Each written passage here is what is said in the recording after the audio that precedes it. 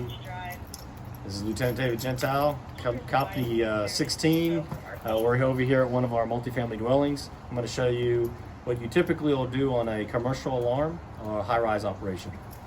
First thing you're going to do is the first company is going to go in. All hands will go in and recon.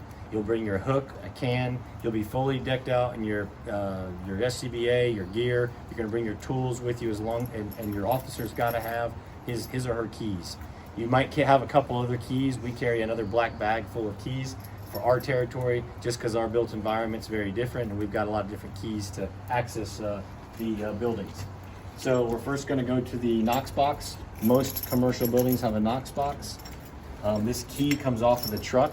Every engine and truck in the county has a Marietta and key and Cobb County key. The circular one is for Cobb County. The square one's going to be on our truck and another keyhole. We're going to find different cards in here. In this case, we have a couple different keys, access keys to our building, and then we have a main key, which we've labeled front door only, so that'll get us into the door if it's locked. In this case, this door should be open because it's, nope, it's not. So it's good, we get to use it. So if we had to access the building, the first thing we want to do is access the building and find the fire alarm panel. We're going to open this building up.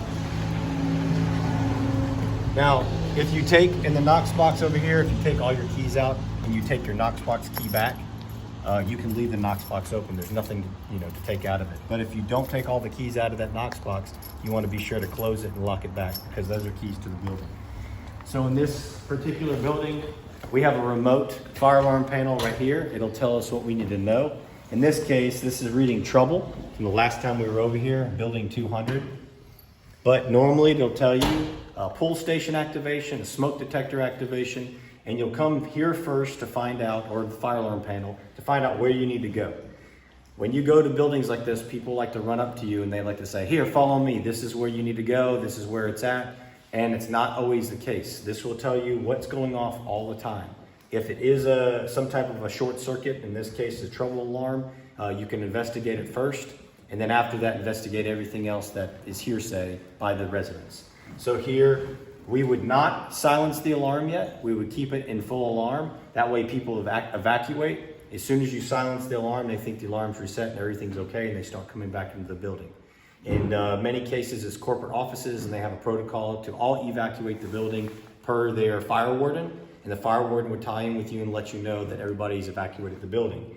But in the case we get a commercial alarm or high-rise, mid-rise alarm, we're going to check here first, and from there we're going to go investigate. So then the next place we'll go is investigate the problem. If it's a false alarm, we're going to, we'll probably leave somebody here with the panel. More than likely, our whole crew will investigate. The next in chief will come to the fire alarm panel, usually the fire control room, and he or she will take command from here, or have his Firefighter 3 do it. You can radio down and say, hey, we got everything cleared, the alarm's been reset, or the pull station's been reset. Go ahead and give it a hard reset. So in that case, they'll turn the key, they'll go ahead and acknowledge, they'll silence, and they'll give it a reset. Okay, in that case, we've already dictated that it was good, the alarm was fine, there's nothing going on, it's false. So once you hit silence, people can start coming back in the building. If there is in fact a fire, at that point, the alarm will stay off, but if we need to talk or communicate, the building is on fire, we would notify command the building this is a working fire. He or she will make sure that PD keeps all the people out of the building. You can silence it from that point to make sure people understand that we need to be able to talk. But they still need to continue to evacuate. At that point, you'll see hopefully in some of the fire control rooms that we have in the county, you have a fire phone that you can get on the intercom and talk to people that are in the stairwells and elevators, and they'll be able to hear what you have to say or follow the directions you need to follow.